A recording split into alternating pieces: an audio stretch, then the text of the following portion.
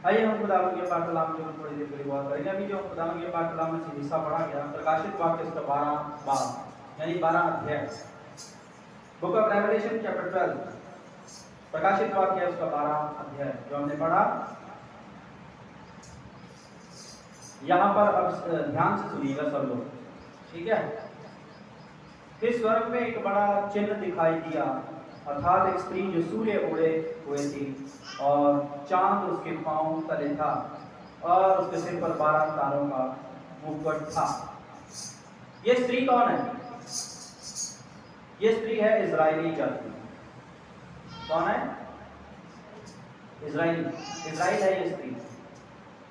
ये जो प्रकाशित वाक्य की जो भाषा है ये चिन्हात्मक रूप के अंदर है, चिन्हों में है, साफ साफ नहीं बताएगा कुछ भी, चिन्ह देके बताएगा। क्यों बताएगा चिन्ह देके? मालूम है, जिस समय जिस जमाने के अंदर खुदावंद यीशु मसीह ने ये प्रकाशन, ये किताब जो है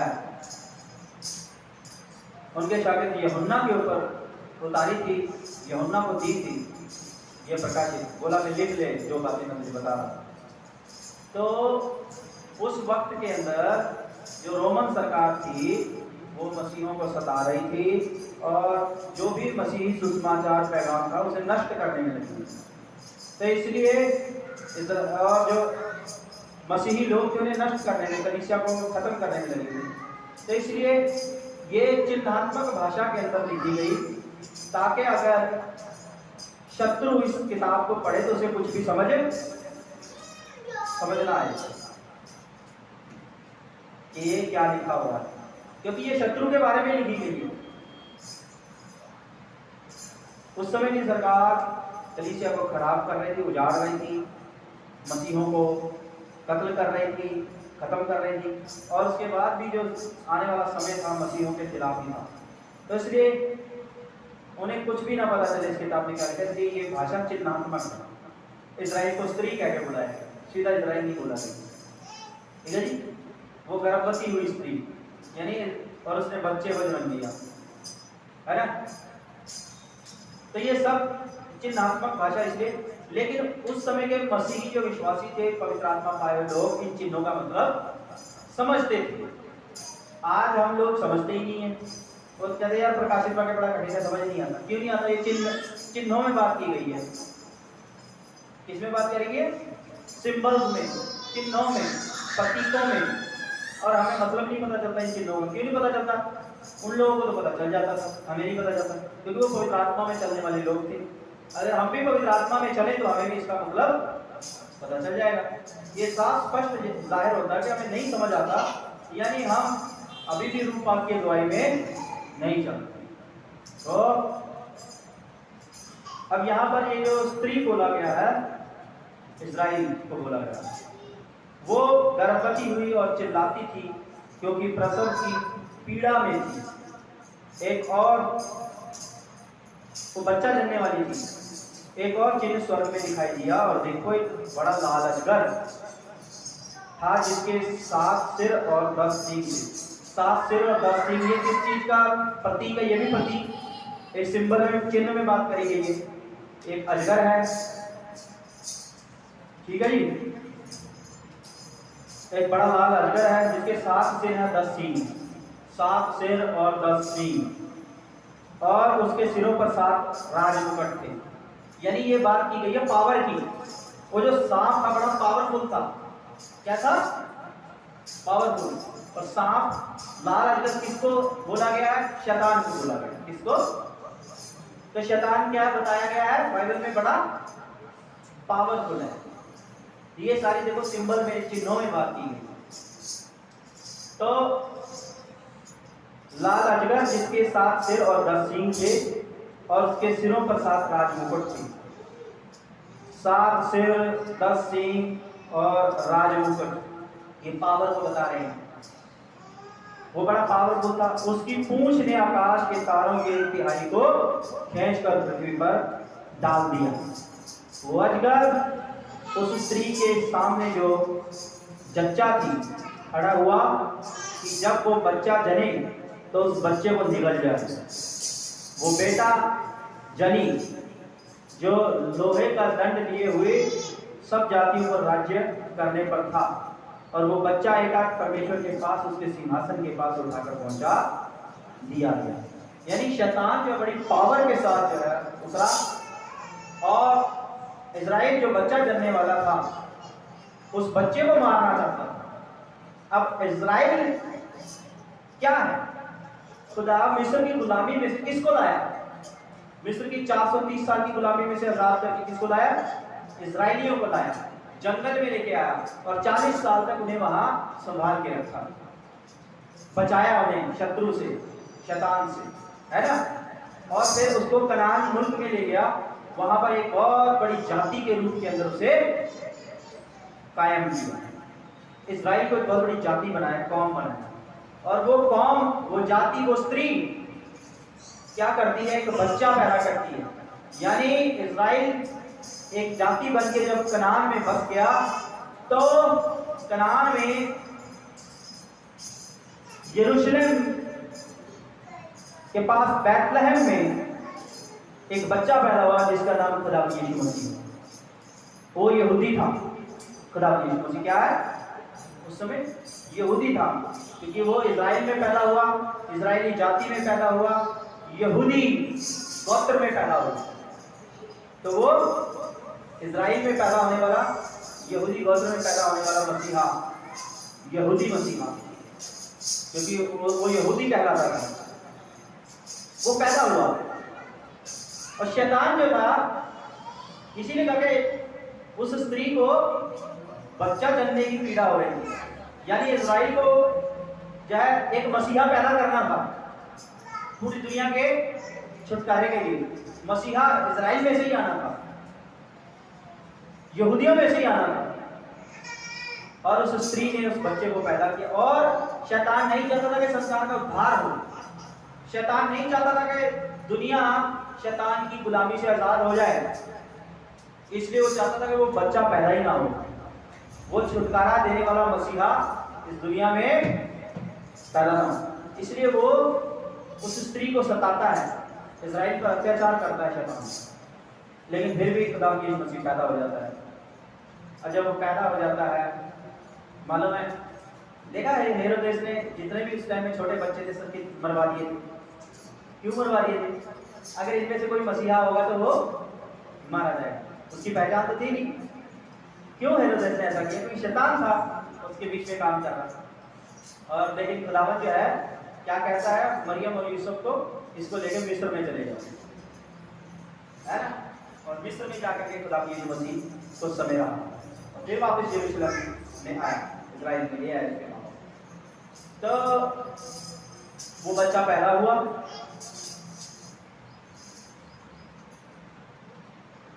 पांचवी आयत, वो बेटा जनी जो लोहे का दंड लिए हुए सब जातियों को राज्य करने पर। लोहे का दंड, लोहे का दंड मालूम है? लोहे का दंड किस बात का चिन्ह है? जिसके हाथ में लोहे का दंड होता है, यानी वो संपूर्ण पृथ्वी का राजा होता है। क्या होता है? यानी वो जो बच्चा पैदा होने वाला था, वो संपूर्ण पृथ्वी का राजा कहलाने वाला था, सबके ऊपर राजा, सबको बचाने वाला। तो वो लोहे का दंड लिए हुए सब जातियों को राज्य करने पर था। वो बच्चा एकाएक परमेश्वर के पास, उसके सिंहासन के पास उठाकर पहुंचा दिया गया। शैतान ने मारने की कोशिश की, लेकिन मार नहीं पाया। खुदा की यीशु मसीह बच गया, और खुदा की यीशु मसीह जो है बड़ा हुआ, जवान हुआ, और फिर उसने हमारे उद्धार के लिए जो कुर्बानी दी, कुर्बानी को क्रूस पर दे दिया। तीसरे दिन मुर्दों में से जी उठा और आसमान पर चढ़ गया, और खुदा बाप कादर मुतलिब के दाहिने हाथ जाके बैठ गया। तो यहाँ पर क्या लिखा हुआ? वो बेटा जनी जो लोहे का दंड लिए हुए सब जातियों पर राज्य करने पर था, और वो बच्चा एकाएक परमेश्वर के पास और उसके सिंहासन के पास उठा करके कहाँ पहुंचा दिया गया? सिंहासन के पास। यानी खुदा यीशु मसीह मुर्दों में से जिंदा होने के बाद स्वर्ग में जाकर के कहाँ बैठा? पिता परमेश्वर के सिंहासन पर, पिता परमेश्वर के दाहिने हाथ बैठा हुआ है ना। और वो कब तक वहां बैठा रहेगा उसके सिंहासन पर, उसके दाहिने हाथ? जब तक खुदावन यहोवा, खुदावन यीशु मसीह के सारे शत्रुओं को उसके पांव तले की चौकी ना बना दे, उसके पैरों तले ना रौंद दे, उसके कदमों पर न ले आए उसके दुश्मन को, शैतान को। तब तक खुदा यीशु मसीह स्वर्ग में विराजमान रहे। और जब पिता परमेश्वर उसके दुश्मन को उस खुदा मसीहा के पैरों पे ले आया, तब खुदा यीशु मसीह बादलों पर होकर के जो है स्वर्गदूतों के साथ इस दुनिया का न्याय करने के लिए इस पृथ्वी पर आएगा। देखिए हम भजन संहिता 110 में क्या लिखा हुआ है। भजन संहिता 110 के अंदर क्या लिखा हुआ, उसकी पहली आयत के अंदर, मेरे प्रभु से यहोवा की वाणी है। यहोवा की ये वाणी है। मेरे प्रभु से, दाऊद कहता है मेरे प्रभु से। दाऊद का प्रभु कौन है? खुदा यीशु मसीह है। और दाऊद कहता है मेरे प्रभु यानी खुदा यीशु मसीह से, पिता यहोवा की ये वाणी है, तू मेरे दाहिने हाथ बैठ। कहां बैठ? मेरे सिंहासन पर मेरे दाहिने हाथ बैठ, जब तक कि मैं तेरे दुश्मनों को तेरे पांव की चौकी ना कर दूं। जब तक मैं तेरे दुश्मनों को तेरे पांव तले ना कर दूं। और दुश्मन कौन है? शैतान। उसको तेरे पांव तले ना कर दूं, तब तक तू स्वर्ग में मेरे दाहिने हाथ बैठ, मेरे सिंहासन पर। और जब शत्रु शैतान हरा दिया जाएगा, तब खुदा यीशु मसीह इस दुनिया का न्याय करने के लिए यह जमीन पर आएगा। 5वें अध्याय से पढ़े, वो बेटा जनी जो लोहे का दंड लिए हुए सब जातियों पर राज्य करने पर था, और वो बच्चा एकाएक परमेश्वर के पास और उसके सिंहासन के पास उठाकर पहुंचा दिया गया। और वो स्त्री उस जंगल को भाग गई जहां परमेश्वर की ओर से उसके लिए एक जगह तैयार की गई थी, कि वहां वो 1260 दिन तक पाली जाए।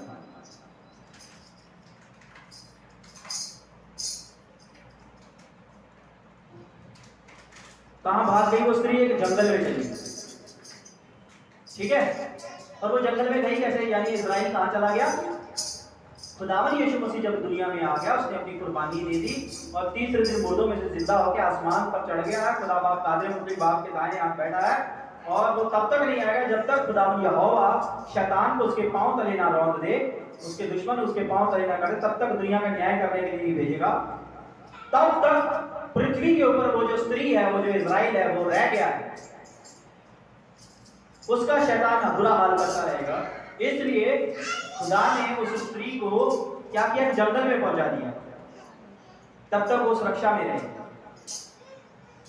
अब वो जंगल में गई कैसे? 14वीं आयत के अंदर क्या लिखा? पर उस स्त्री को बड़े उकाब के 2 पंख दिए गए। क्या दिए गए उस स्त्री को? बड़े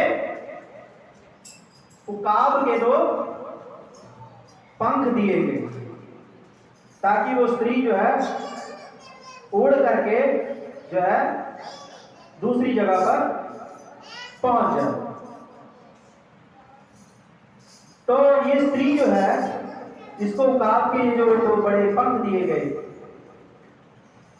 तो ये हमें क्या दर्शाता है?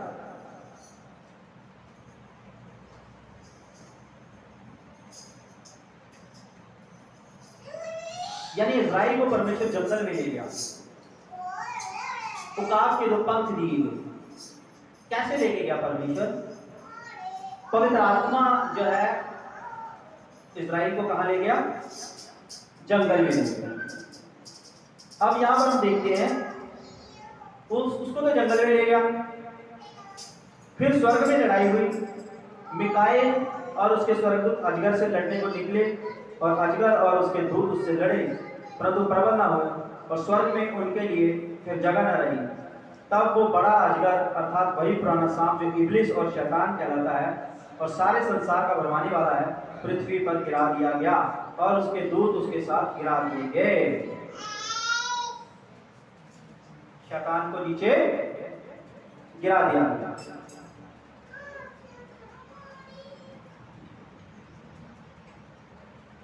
मेरे जीजों,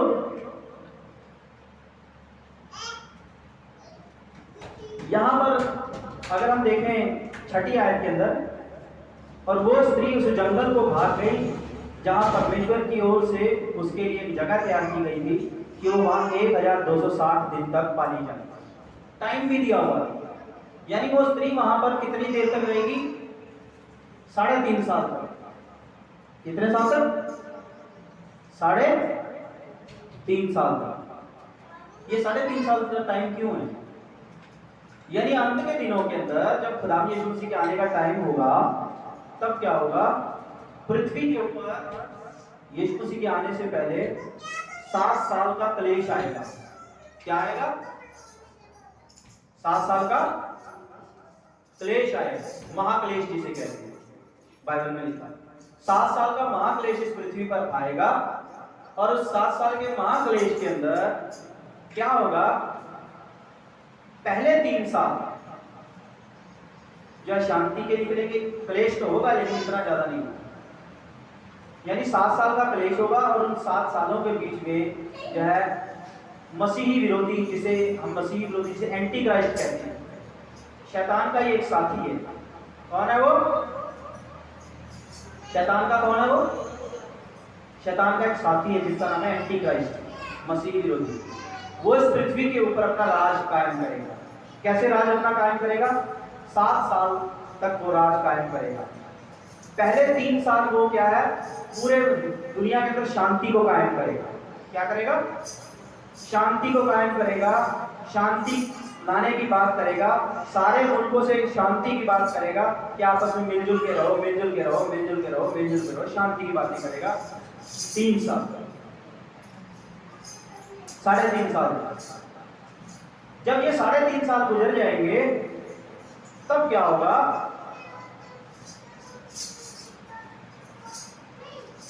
तीसरा विश्व युद्ध लग जाएगा। क्या लगेगा? है जी, तीसरा विश्व युद्ध लग जाएगा।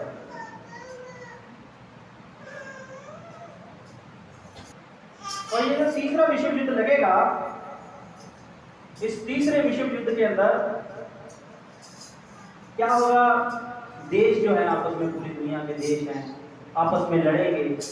तो जब वो लड़ेंगे यानी वो 2 ग्रुपों में हो जाएंगे। क्या हो जाएंगे? 2 ग्रुप बन जाएंगे।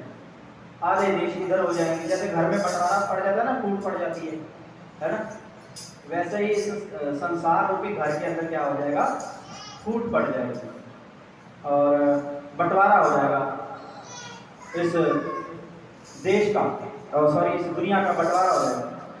आधे पावरफुल देश एक ग्रुप में चले जाएंगे और आधे पावरफुल देश जो है दूसरे ग्रुप में चले जाएंगे, और वो आपस के अंदर लड़ाई करेंगे।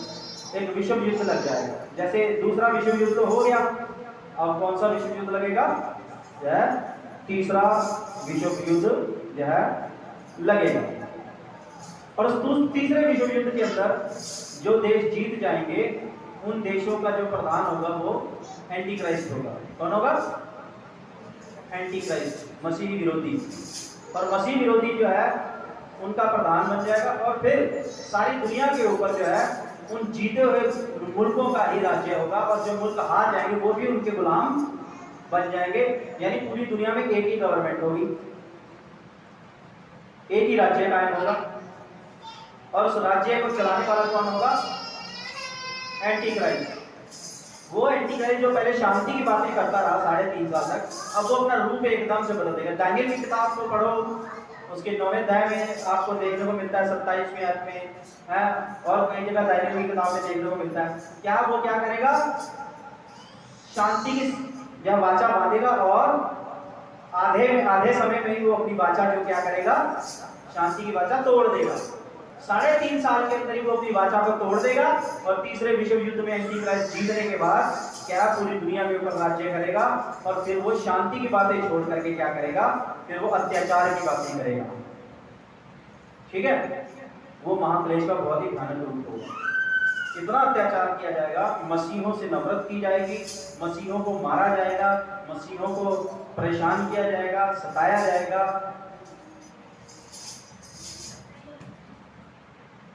इस्राएली जो खुदाम यीशु मसीह पर ईमान रखते हैं उन्हें सताया जाएगा, उन्हें परेशान किया जाएगा। तो ये सारा काम जो है वो करेगा। और ऐसे के अंदर क्या होगा? ऐसे में ये जो समय है, इस समय के अंदर मालूम है परमेश्वर क्या करेगा? इजराइल को, उस स्त्री को। इजराइल का मतलब ये नहीं कि खाली आप यहूदी लोग हैं, हर वो व्यक्ति जो खुदाम यीशु मसीह पर यकीन करता है वो इजराइली है। क्या है वो? इजराइली। क्योंकि खुदाम यीशु मसीह तो इजराइली था, यहूदी था। जो उस पर विश्वास करेगा वो आत्मिक रीति से इजराइल है। क्या है? इजराइल है, वो स्त्री बन गया। तो जितने भी मसीह होंगे, जितने जो भी इजराइल होगा उसको सताया जाएगा, लेकिन परमेश्वर का पवित्र आत्मा उन्हें उस सताव में से जो है क्या करेगा, उस सताव के अंदर कुछ लोगों को वहां से पवित्र आत्मा जंगल में ले जाएगा। कुछ लोगों को 3.5 साल तक हम भी क्लेश जो है, पूरा चर्च जो है, कलीसिया जो है, इजराइल जो है क्लेश को भोगेगा।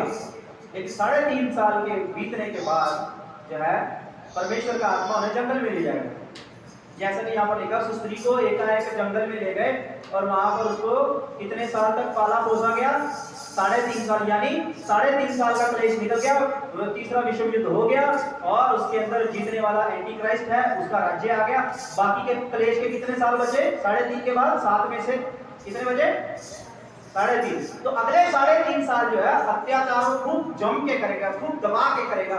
इसलिए परमेश्वर उन 3.5 सालों के लिए जो आखिरी वाले हैं, कलीसिया को, चर्च को पवित्र आत्मा के द्वारा उठा करके कहां ले जाएगा? ले जाएगा जंगल में।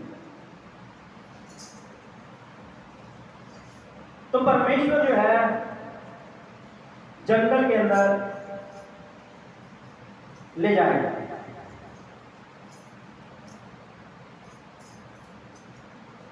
मेरे साथ निकालिए निर्गमन की किताब, उसका 19वां अध्याय। पुराने नियम के अंदर जाते हैं, वहां से शुरू होता है किसका युग? यहोवे युग। क्या शुरू होता है? मेरे साथ बोलो, यहोवे युग। यहोवा का युग शुरू हो जाएगा वहां से। जो आखिरी के 3.5 साल है वो होगा यहोवा का युग। यानी यहोवा का युग कहां माना जाता है? पुराने नियम के अंदर क्या था? यहोवा का युग था। यहोवा करता है ना बड़े बड़े काम। तो नए नियम के अंदर हम देख रहे हैं फिर से यहोवा का युग आ जाएगा। वो 3.5 साल जो क्लेश के आखिरी वाले होंगे, यहोवा का युग फिर से लौट के आएगा। उत्पत्ति की किताब देखो, सॉरी निर्गमन की किताब, उसका 19वां अध्याय, वहां पे क्या लिखा हुआ? उसकी 4 आयत। निर्गमन की किताब 19वां अध्याय, उसकी 4 आयत के अंदर क्या लिखा? तुमने देखा है कि मैंने मिस्रियों से क्या क्या किया, तुमको मानो उकाब पक्षी के पंखों पर चढ़ाकर अपने पास ले आया हूं। क्या कह रहा है? कहता तुमको पता है मिस्रियों के साथ मैंने क्या क्या किया? उन पे 10 विपत्तियां डाली, उन्हें समुद्र में डुबो दिया, और मैं तुम्हें वहां से निकाल के कहां ले आया हूं? जंगल में ले आया हूं। कैसे लाया? जैसे उकाब अपने पंखों पर उठा के ले आता है ना, वैसे। यानी तुम्हारे पंख लगा दिए उकाब के जैसे, तुम उड़ते हुए आए। यानी पवित्र आत्मा की सामर्थ से वो लोग आए। पवित्र आत्मा की, यहोवा की आत्मा की सामर्थ से समुद्र 2 भाग हो गया। यहोवा की सामर्थ से ही जो है वहां पर 10 विपत्तियां आई और फिरौन ने कहा मूसा ले जा अपने लोगों को, नहीं वो जाने नहीं देता। ठीक है। और उस जंगल के अंदर 40 साल तक वो रहे, और 40 साल तक वचन कहता ना तो उनके कपड़े फटे, ना कपड़े पुराने हुए, ना उनके जूते घिसे। उनको आकाश से रोटी मिलती थी और जमीन से पानी निकालता था खुदावन ने। 40 साल तक ना उन्होंने बोया ना काटा, उनकी हर जरूरत जंगल में पूरी होती थी। होती थी कि नहीं होती थी? वो था यहोवा का युग। यहोवा पालता था उन्हें। वैसे ही जब महाक्लेश के दिन आएंगे, उनके अंदर यहोवा का युग फिर से आएगा। यहोवा फिर से जो है चर्च को जंगल में ले जाएगा और 3.5 साल तक जंगल में रहेंगे। दुनिया में बहुत घना जंगल है, बड़े घने घने जंगल है, ऐसे जंगल जहाँ इंसान घुस नहीं सकता। ऐसे जंगलों में वो उड़ा करके पवित्र आत्मा के जरिए जो है कलीसिया को, इस्राएल को ले जाएगा, आत्मिक इस्राएल को ले जाएगा, और वहां वैसे ही रखेगा जैसे मिस्र में से निकाल के लाया था। 40 साल जंगल में रखा, वैसे फिर से 3.5 साल तक जो है वो कलीसिया को जंगल में रखेगा। ना तो उनके कपड़े फटेंगे, ना पुराने होंगे, ना ही उनके जूते घिसेंगे। वो क्या कहता, जैसे उकाब पंछी के पंखों पे उठा के ले आते हैं ना, वैसे ही मैं तुम्हें जो है वहां से निकाल करके ले आया। और यहाँ पर क्या बोला है? प्रकाशित वाक्य 12वां अध्याय उसकी जो है 14वीं आयत के अंदर, पर उस स्त्री को बड़े उकाब के 2 पंख दिए गए। यहाँ पर भी उकाब के पंखों की बात हो रही, हो रही नहीं हो रही? फिर से हो रही है वही बात, दोहराई जा रही है पुराने नियम वाली। कि उस स्त्री को क्या, यानी आत्मिक इजराइल को, चर्च को, कलीसिया को क्या दिया गया? बड़े उकाब के 2 पंख दिए गए कि वो सांप के सामने से उड़कर जंगल में चली जाए। जैसे मिस्र में से उकाब पक्षी के पंखों पर बैठ करके वो आगे थे जंगल के अंदर, 40 साल तक वहां रहे। खुदा कहता है जैसे उकाब अपने पंखों पर उठा के लिया था, वैसे लिया मैं तुम्हें रूपांतर के जरिए। वैसे ही क्लेश के अंतिम 3.5 सालों में फिर से यहोवा का युग आएगा। यहोवा अपने आत्मा के द्वारा, जैसे उकाब पंछी जो अपने परों पर उठा के ले आता है, वैसे ही पवित्र आत्मा के द्वारा वो कलीसिया को लेके कहां पहुंचेगा? जंगल में पहुंच जाएगा। ठीक है, सांप के सामने, शैतान के सामने से उड़कर जंगल में उस जगह पहुंच जाए जहां वो एक समय और समयों और आधे समय तक पाली जाए। एक समय और आधे समय, इसका मतलब ये फिर चिन्ह में बात करी गई है ताकि उस समय के जो है जालिम सरकार समझ ना जाए, समझिए। लेकिन आत्मिक कलीसिया, आत्मिक इजरायली इन चिन्हों का मतलब समझ गए। एक समय और आधा समय, यानी 3.5 साल। कितना? 3.5 साल। क्लेश के आखिरी 3.5 साल जो है जब एंटी क्राइस्ट पूरी पावर में आ जाएगा, क्योंकि क्लेश के पहले 3.5 साल वो पूरी तरह पावर में नहीं होगा, इसलिए वो अपना काम भी करता रहेगा और शांति की बातें भी करता रहेगा। लेकिन जब तीसरा विश्व युद्ध लग जाएगा, उसमें वो जयवंत हो जाएगा, उसका राज्य पूरी तरह से कायम हो जाएगा पृथ्वी पे, फिर वो अपना असली रूप दिखाएगा, फिर वो फुल अत्याचार करेगा। ठीक है, चर्च के ऊपर, कलीसिया के ऊपर, और दुनिया को पीछे लगा देगा कलीसिया को, कि इसको सताओ, इससे नफरत करो, इन्हें मारो, कत्ल करो। ठीक है जी। तो ऐसे में सभी लोग नहीं जाएंगे जंगल के अंदर, सिर्फ कुछ लोगों को लेके जाएगा परमेश्वर का आत्मा। और जंगल में रहे, देखो आसमान से वैसे ही खाना मिलेगा, वैसे ही सब कुछ होगा, इनके इंतजाम, आनंद ही आनंद। और जब 3.5 साल का क्लेश गुजर जाएगा, फिर भजन 110 की पहली आयत में क्या? यहोवा कहता है मैं अपने दाहिने बिठा के रखूंगा यीशु तुझे, जब तक तेरे दुश्मन को तेरे पांव में तले लगा दूं। यानी यहोवा का युग होगा, यहोवा करेगा यीशु के लिए, अपने पुत्र के लिए अद्भुत काम और चिन्ह करेगा इस पृथ्वी के ऊपर उन 3.5 सालों के अंदर।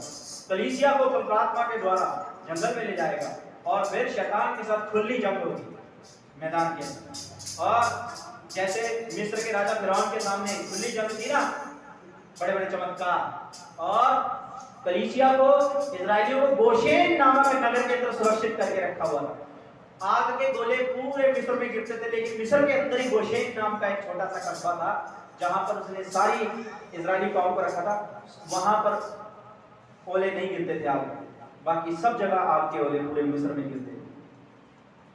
सब जगह अंधकार छा गया 3 दिन के लिए, लेकिन उसी मिस्र के अंदर जो गोशेन नगर है उसमें रोशनी है।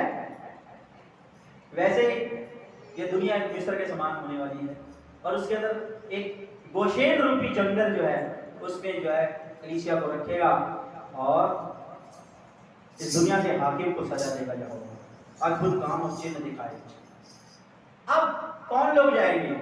सुनो मेरी बात, कौन लोग जाएंगे वहां पर? दो चीजें होने वाली है। एक तो ये देखो 6ठी आयत के अंदर, वह स्त्री उस जंगल को भाग गई जहां परमेश्वर की ओर से उसके लिए एक जगह तैयार की गई थी कि वहां वो 1260 दिन तक पाली जाए। इसका मतलब भी 3.5 साल है। क्या है? वहां वो 1260 दिन तक पाली जाए, यानी अगर सालों में देखें तो 3.5 साल। फिर स्वर्ग में लड़ाई होगी और शैतान को घेर दिया जाएगा पृथ्वी के ऊपर। 10वीं आयत, फिर मैंने स्वर्ग से ये बड़ा शब्द आते सुना, अब हमारे परमेश्वर का उद्धार और सामर्थ्य और राज्य उसके मसीह का अधिकार प्रकट हुआ है, क्योंकि हमारे भाइयों पर दोष लगाने वाला जो रात दिन हमारे परमेश्वर के सामने उन पर दोष लगाया करता था, गिरा दिया गया। वे मेमने के लहू के कारण और अपनी गवाही के वचन के कारण उस पर जयवंत हुए, और उन्होंने अपने प्राणों को प्रिय न जाना, यहाँ तक कि मृत्यु भी सह ली। इस कारण हे स्वर्गों और उनमें रहने वाले मगन हो, हे पृथ्वी और समुद्र तुम पर आए, क्योंकि शैतान बड़े क्रोध के साथ तुम्हारे पास उतर आया, क्योंकि वो जानता कि उसका थोड़ा ही समय बाकी है। पृथ्वी पे जब शैतान को गिरा दिया जाएगा, वो टाइम होगा आखिरी 3.5 साल जो कलेश के होंगे, उन दिनों के अंदर जो है शैतान पृथ्वी पे गिराया जाएगा। और जब पृथ्वी पे आएगा तो पृथ्वी तुम पर आए, क्योंकि वो बड़ा अत्याचार करने वाला है, पृथ्वी का बुरा हाल करने वाला है, और कलीसिया को भी नहीं छोड़ेगा, वो इजराइल को नहीं छोड़ेगा, वो पीछे पड़ा रहेगा उसको। तो इसलिए हाय तुम पर। लेकिन उसके बीच में दो चीजें दिखाई। पहली चीज तो 6 आयत के अंदर वो स्त्री जंगल में चलेगी 3.5 साल के, ये पवित्र आत्मा उसको ले गया, आत्मिक लोगों को ले गया, उनको कुछ नहीं होगा। लेकिन उसके बाद में अगर हम देखते हैं 11वीं आयत के अंदर, कुछ लोग रह जाएंगे उस 3.5 साल के कलेश के अंदर जंगल से बाहर, और वो लोग भी जयवंत होंगे शैतान के ऊपर, लेकिन अपने प्राण देंगे, उनको शहीद होना पड़ेगा। कुछ लोग शहीद नहीं होंगे, पवित्र आत्मा उन्हें जंगल में ले जाएगा 3.5 साल तक के लिए बचा करके, लेकिन कुछ लोगों को अपने प्राण देने पड़ेंगे, कुछ आत्मिक विश्वासियों को, आत्मिक मसीहों को अपने प्राण देने पड़ेंगे। उनके प्राण ले लेगा शैतान, बुरी तरीके से उनके प्राण लेगा, उनको बुरी तरीके से उनको यातनाएं दे करके उनको शहीद किया जाएगा, उनको कुर्बानी देनी पड़ेगी। अब आप ये देखो, आप और मैं किस कैटेगरी में आते हैं? क्या हम जंगल में जाएंगे, पवित्र आत्मा लेके जाएगा 3.5 साल के लिए? क्या हमें अपनी शहादत देनी होगी? सोचो, बड़ा दुख उठा करके अपने प्राणों को दे करके जो है उस शैतान पर जबरन होना। देखो 11वें, वे मेमने के लहू के कारण अपनी गवाही देगा, उनको बोला जाएगा कि यीशु की गवाही मत दो। एंटी क्राइस्ट कहेगा कि मैं ही खुदा हूं, मैं ही खुदा हूं, मुझे खुदा बोलो, तुम्हारा खुदा नहीं, कोई खुदा नहीं। यानी एंटी क्राइस्ट क्या करेगा? धर्म को खत्म कर देगा, कोई धर्म नहीं रहेगा। वो कहेगा कि बस कोई खुदा है ही नहीं, मैं ही खुदा हूं। जो कोई कहेगा कि खुदा है, दुनिया को बनाने वाला कोई है, उसको खत्म कर दिया जाएगा। और मसीह लोगों से भी कहा जाएगा कि भाई बोलो कि तुम्हारा खुदा नहीं, यीशु खुदा नहीं। लेकिन मसीह जो आत्मिक तो मसीह है, कभी नहीं मुकरते, वो बोलेंगे, यीशु की गवाही देंगे, वो शैतान पर जवान हो जाएंगे और अपने प्राण दे देंगे, शहीद हो जाएंगे। कहने का मतलब क्या है? देखो दो चीजें। पहली चीज, कौन लोग जाएंगे उस जंगल के अंदर 3.5 साल तक रहेंगे सुरक्षित?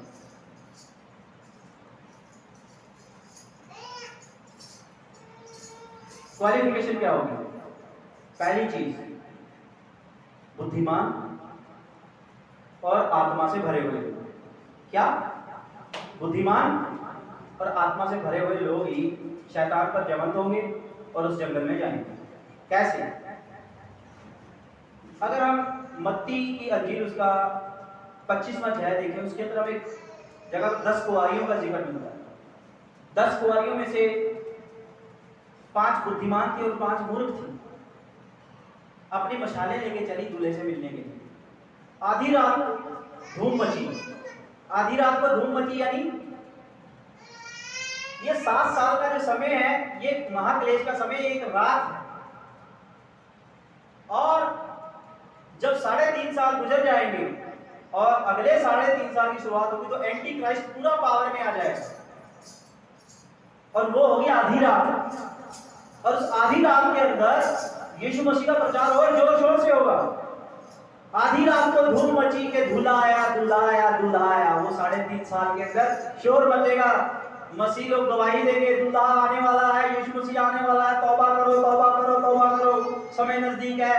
आधी रात को धूम मची, दूल्हा आने वाला है। अब जो बुद्धिमान थी, उन्होंने अपनी मशालें जलाई, तेल लेके साथ चली थी। और जो मूर्ख थी, उन्होंने कहा हमें थोड़ा तेल दे दूंगा, हमारे पास खुद को वो पूरा नहीं पड़ेगा, अगर तुम्हें दे देंगे, जाओ कहीं और से ले। तो दूल्हा आया, जिनकी मशालें जलती थी वो जाके दूल्हे से मिल गई, उसके साथ चली गई। लेकिन जिनके पास कुछ नहीं था वो पीछे नहीं, और जब तक द्वार बंद हो गया था वो खटखटाती रही, प्रभु प्रभु प्रभु प्रभु कहता मैं नहीं तुम्हें जानता। समझ रहे हो? जिनकी कुप्पियों में तेल था, तेल पवित्र आत्मा को बताता है, ठीक है? तेल किसको बताता है? पवित्र आत्मा को। उनकी कुप्पियों में तेल था, यानी वो पवित्र आत्मा से भरी हुई थी, बुद्धिमान थी। लेकिन कुछ ऐसे भी थे जिन्होंने यीशु का नाम तो ले रखा था, हाँ मैं प्रभु यीशु पर विश्वास करता हूँ, करती हूँ, लेकिन पवित्र आत्मा से भरे हुए नहीं थे। उनकी कुप्पियों में तेल नहीं था। और दूसरा, बुद्धिमान नहीं थे। अब बुद्धिमान क्यों नहीं है वो? मत्ती की इंजील और उसका 7वां अध्याय, मत्ती की इंजील उसका 7वां अध्याय, उसकी 24वें आयत से हम देखते हैं बुद्धिमान कौन है। इसलिए जो कोई, यीशु मसीह क्या कहते जो कोई मेरी ये बातें सुनकर उन्हें मानता है वो उस बुद्धिमान मनुष्य के समान ठहरेगा जिसने अपना घर चट्टान पर बनाया। यीशु मसीह क्या कहते हैं? जो मेरी बातें सुनकर उन्हें मानता, जो खुदा यीशु मसीह का वचन सुन के उस वचन को मानता है, उस पर चलता है, वो बुद्धिमान है। उसने अपना घर चट्टान पे बनाया। यानी जो कोई खुदा की आज्ञाओं पर चलने वाले लोग होंगे और पवित्र आत्मा से भरे हुए लोग होंगे, उन्हें ही जो है शैतान पर जय मिलेगी उन 3.5 साल से। वही जयवंत होंगे जो खुदा के कलाम पर, खुदा यीशु मसीह के कलाम पर चलते हैं, उसकी आज्ञाओं पर चलते हैं और पवित्र आत्मा से भरे हुए। अब ये देखना कि हम उसकी आज्ञाओं पर चलते हैं, क्या हम पवित्र आत्मा से भरे हुए हैं? अगर नहीं है तो मेरे अजीजों, तो हम वो उन मूर्ख 5 कुआरियों के समान जो यीशु को पाने के लिए चल तो पड़े हैं लेकिन मूर्ख हैं। तो ये चीज होगी। एक तो क्वालिफिकेशन ये है, ठीक है जी। इन दोनों के पास क्वालिफिकेशन है, इन दोनों के पास योग्यता है। जो लोग जंगल में चले गए और जो लोग वहां पर रह करके जिन्होंने भी शहादत दी, दोनों बुद्धिमान हैं कलीसिया के लोग और दोनों पवित्र आत्मा से भरे हुए। लेकिन कुछ को क्लेश के अंदर अपनी शहादत नहीं देनी पड़ रही, कुछ को शहीद होना पड़ रहा। ये वो लोग हैं जो जंगल में चले जाएंगे। ये वो है जो खुद तो बचे थे, परमेश्वर के वचन पर भी चलते थे और पवित्र आत्मा से भी भरे हुए थे, लेकिन साथ साथ खुद इस कारण से वो बचे थे, लेकिन उन्होंने किसी दूसरे का जीवन भी बचाया। प्रभु क्या कहता है? तुम फल लाओ और फल लाने के बाद तुम्हारा फल बना रहे। यानी तुम कोई आत्मा बचाओ, बचाने के बाद उसको छोड़ो ना, वो सब बची रहे, इसलिए उसके विश्वास को मजबूत बना के रखो ताकि दोबारा जो है अविश्वासी ना बन जाए, विश्वासी। मेहनत करो किसी को बचाने के लिए। तो ये मैसेज है मेरे चीजों कि अगर हम बचे हैं तो हम दूसरों को भी बचाएं, है जी? ठीक है, ठीक है। अगर हम बचे हैं तो दूसरों को भी बचाएं। यीशु मसीह कहते हैं कि तुम फल लाओ, तुम्हारा फल बना रहना चाहिए आखिरी दम तक, ठीक है? जो प्राण देने तक विश्वासी रहेगा उसी का उद्धार। आज हम क्या कर रहे हैं? हम किसी दूसरी जान को तो क्या बचाना है, हम अपने घर के अंदर जो जान है उसको भी जो है हम भ्रष्ट कर देते हैं, खत्म कर देते हैं। विश्वास की बातें सिखाएं, बपतिस्मे दी और उसके बाद में सब खत्म कर देते हैं। तो जिस व्यक्ति ने जान बचाई वो उसको पवित्र आत्मा उकाब के पर लगाएगा और ले जाएगा उड़ा के। जिसने अपनी जान तो बचाई लेकिन किसी की नहीं बचाई, उल्टा किसी की जान खराब कर दी, सोचो उसका क्या बनेगा? जिस व्यक्ति ने खुद बच गया, बचने के बाद किसी को तो नहीं बचाया, चलो ठीक है, तब भी वो जाएगा। लेकिन अगर उनमें से किसी ने एक बची हुई जान को जो है खत्म कर दिया, वो कौन सी कैटेगरी में आता है? ना वो इन शहीदों में आता है, ना जंगल की कलीसिया में आता है। बताओ, उसका तो कोई हल ही नहीं है यहाँ पे। तो हम अपने बच्चों को कई बार अपने हाथों से भ्रष्ट कर देते हैं। हम अपने बच्चों को बचाते नहीं। अपने बच्चों को बचाओ, उन्हें मसीह की शिक्षा में बढ़ाओ, उन्हें मसीही बातों में बढ़ाओ, मसीह के ज्ञान में, मसीह के चाल चलन, उसके तौर तरीकों में, मसीहत में बढ़ाओ, उन्हें एक अच्छा ईमानदार बनाओ। ऐसा करके उनका जीवन बचाओ। लेकिन हम क्या, हम अपने बच्चों को संसार में बढ़ने दे रहे हैं, उनकी तरफ ध्यान नहीं दे रहे। यानी हमारे बच्चे नाश हो रहे हैं, हम होने दे रहे हैं, और उनके नाश होने का कारण हम हैं। तो हम किस कैटेगरी में आएंगे? ना तो हम इन शहीदों की कैटेगरी में आएंगे जिनके बारे में लिखा हुआ प्रकाशित वाक्य 11वां अध्याय 12 इसमें लिखा हुआ।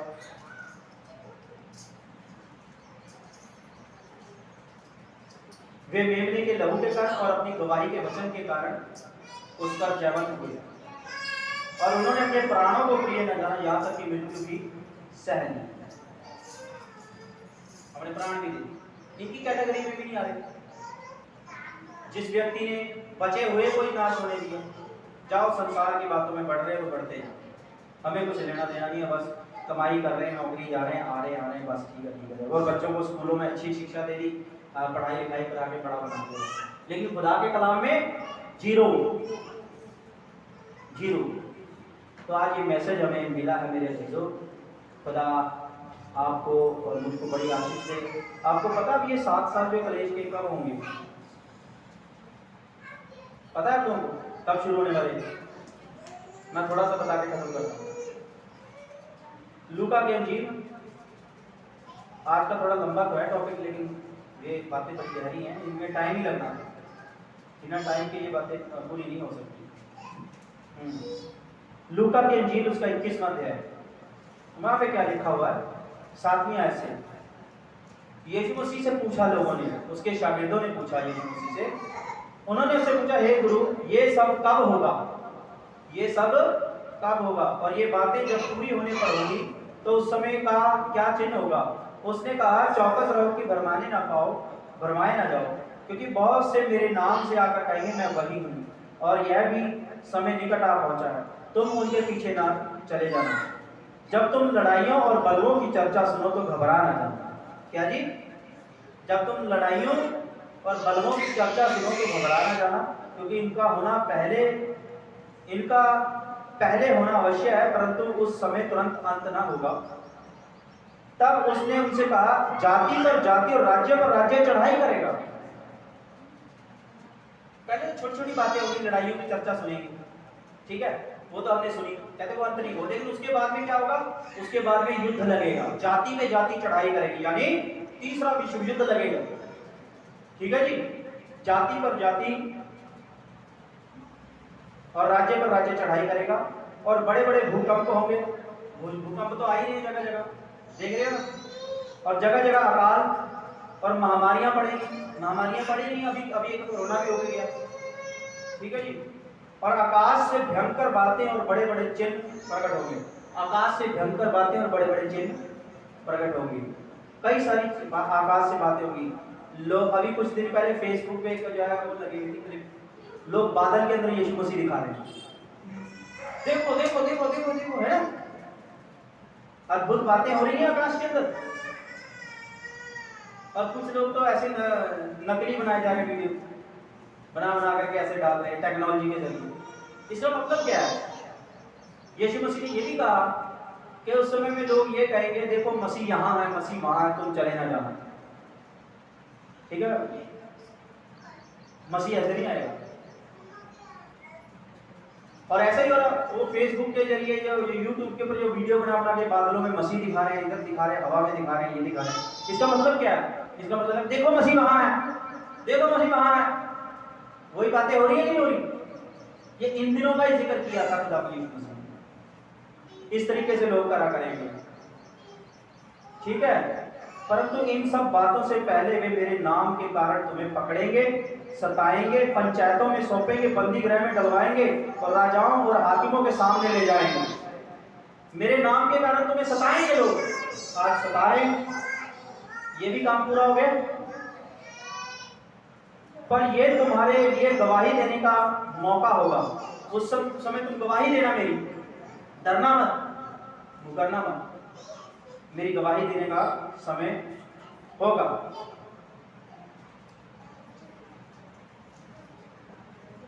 और 16वीं, तुम्हारे माता पिता, भाई और कुटुंब और मित्र भी तुम्हें पकड़वाएंगे। अपने घर के लोग भी नफरत करेंगे यीशु के नाम से, यहाँ तक कि तुम में से कुछ को मरवा डालेंगे। मेरे नाम के कारण सब लोग तुमसे बैर करेंगे। यीशु मसीह क्या करें? मेरे नाम के कारण सब लोग तुमसे बैर करेंगे, परंतु तुम्हारे सिर का एक बाल भी बांका ना होगा। अपने धीरज से तुम अपने प्राणों को बचाए रखोगे। ठीक है जी। और ये सारी जो है बातें जो है खुदावंद ने जो है बताई। और आगे थोड़ा मैं बताता हूँ 25वीं आयत से, सुनिए। लूका 21 अध्याय उसकी 26वीं आयत पढ़ता हूँ। वहां पर क्या लिखा? भय के कारण और संसार पर आने वाली घटनाओं की बाट देखते देखते लोगों के जी में जीना रहेगा, क्योंकि आकाश की शक्तियां हिलाई जाएंगी। संकट पे संकट पृथ्वी के ऊपर आ रहे होंगे। 25 में आते हैं, सूरज और चांद और तारों में चिन्ह दिखाई देंगे और पृथ्वी पर देश देश के लोगों को संकट होगा। पृथ्वी के ऊपर देश देश के लोगों को क्या होगा? संकट होगा। संकट आएगा हमारी जिंदगियों के ऊपर, क्योंकि वे समुद्र के गर्जने और लहरों के कोलाहल से घबरा जाएंगे। समुद्र में भी तूफान आएगा, लहरें उठेंगी, जगह जगह बाढ़ आएगी, फ्लड आएगी। आज देख लो फ्लड आ रहा है कि नहीं आ रहा? आगे भी तो हिमाचल में बड़ी बारिश होती थी, लेकिन आगे कभी इस तरह से नहीं हुआ। आज पूरे हिंदुस्तान में फ्लड है, अमेरिका में भी फ्लड है, पूरी दुनिया में फ्लड आ रहा है। मालूम है कुदरती बारिश ही बहुत हो रही है। इतनी बारिश हो रही है कि डैम में पानी रखना, स्टोर करना मुश्किल हो रहा है। और पूरी वर्ल्ड में जहाँ फ्लड आया मेरे चीजों, खाली हिंदुस्तान में नहीं, पूरे वर्ल्ड में फ्लड आया। ये सारी बातें जो बचन में मैंने पढ़ी, जब ये सारी बातें तुम होते हुए देखोगे तो समझ लो इन बातों के बाद अगला जो स्टेप है वो है तीसरा विश्व युद्ध। क्या है? क्या है जी? हाँ, अब ये सारी बातें देख ली आपने, हो गई ना। अब है तीसरा विश्व युद्ध, और तीसरे विश्व युद्ध की तैयारी हो चुकी है। वर्ल्ड लेवल पर आप खबरें पढ़ते हो, टीवी पे न्यूज सुनते हो, पूरा थर्ड वर्ल्ड वॉर का पूरा जो है माहौल बन चुका है। और जब थर्ड वर्ल्ड वॉर लग गया, समझ लो फिर एंटी क्राइस्ट जो है पावर में आ जाएगा इस पृथ्वी के ऊपर। एंटी क्राइस्ट पावर में आ जाएगा, और उन्हीं दिनों के अंदर जो है शैतान जो है स्वर्ग पर से गिराया जाएगा। अब स्वर्ग पे तो परमेश्वर बैठा हुआ, शैतान भी वहां। देखो पहला स्वर्ग क्या है? जिसमें ये हमारा वातावरण, ये स्वर्ग है। पहला आसमान ये है, ये जो हमें दिखाई देते ना ऊपर, चिड़िया विड़िया जिसमें उड़ते हैं, कबूतर परिंदे उड़ रहे हैं, ये पहला आसमान। इसके ऊपर एक और आसमान है जिसके अंदर सूरज चांद सितारे दिखाई देते हैं। ये कौन सा आसमान है? दूसरा आसमान। सूरज है, चांद सितारे तक उस आसमान। और इनके ऊपर एक और तीसरा आसमान है जहां पर खुदा बैठता है।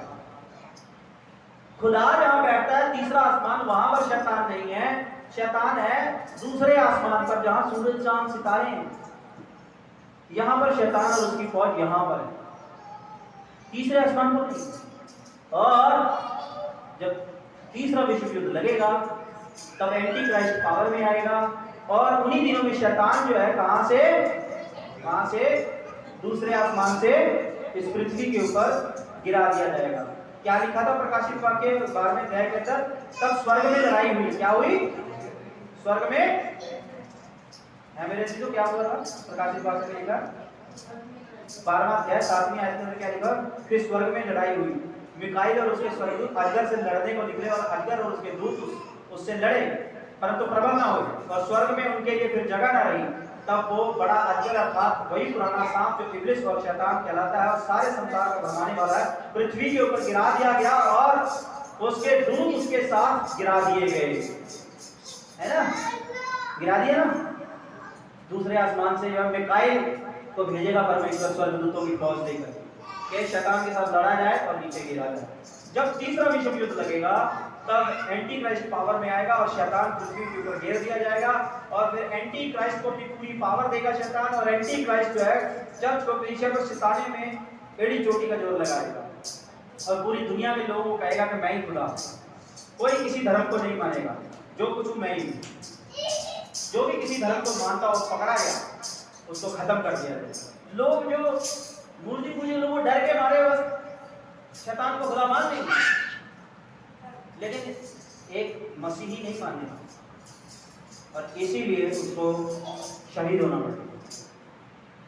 वो मसीह की गवाही देने से नहीं हटेगा, इसीलिए उसको अपने प्राण देने पड़े। ये कारण है, ठीक है जी।